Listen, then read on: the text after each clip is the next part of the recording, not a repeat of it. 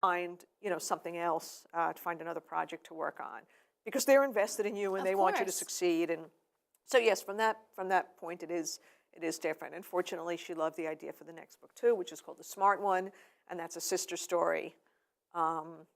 So then the same publisher published the second book. And as I said, when this one came along, it wound up selling at auction. So I'm with a different house now. And I know who absolutely loved this book too, HBO, right, which picked it up.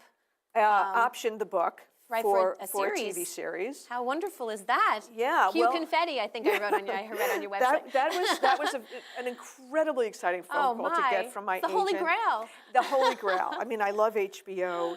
And, Me too. The way it works is that your literary agent doesn't tend to sell to Hollywood because it's a very different set of rules, different set of contacts. So most literary agents have some Hollywood agents that they deal with. So if the literary agent thinks a book has a chance, they show it to a Hollywood agent, and then the Hollywood agent may or may not take it on.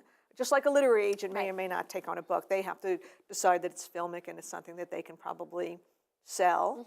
And at that point in the process, the writer is extremely removed.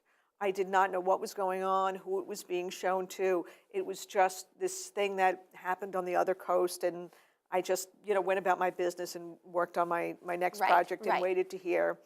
And then when my agent called and said, I have some exciting news, and she there was a pause, and she said HBO, and then I just started to scream. I don't think I heard the rest of what she said. Oh my goodness. So so that was pretty exciting. But now I'm, sort of looking toward my next book, and tell us about it. Hoping that Hollywood comes a calling for that.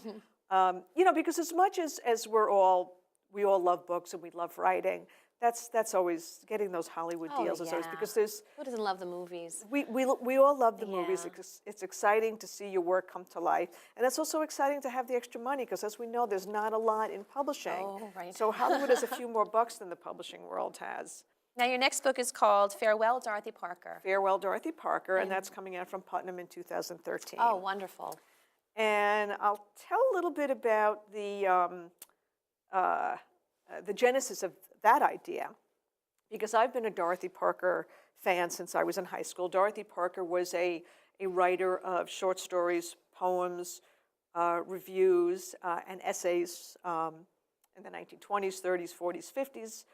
She passed away in the 1960s, and she was very famous for being a member of the Algonquin Round Table and being a famous American wit.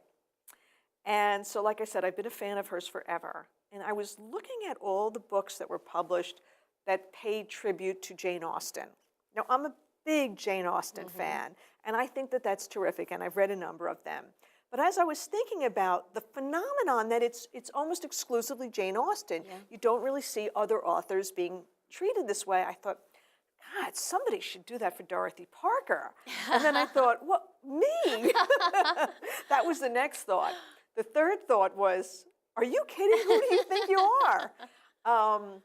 But I was so excited by the thought that I said, I got to give this a shot. And I immediately had the idea of how it was going to play out, which was that the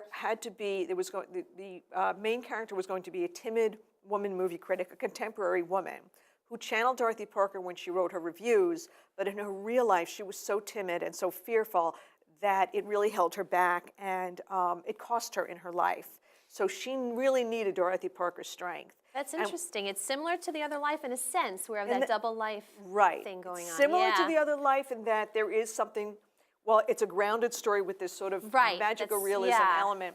And then without getting into the conceit and how I worked it out, the ghost of Dorothy Parker winds up taking up residence in her home.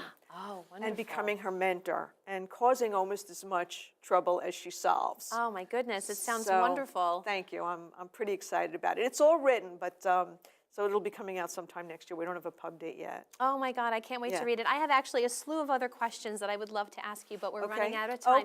Would you maybe come back for another show in the future? I would be thrilled. That would be wonderful. Ellen, thank you so much for being here today. Thank you for having me, Dina. And thank you for joining us today on The Writer's Dream. Have a wonderful day, and we'll see you next time. Thank you.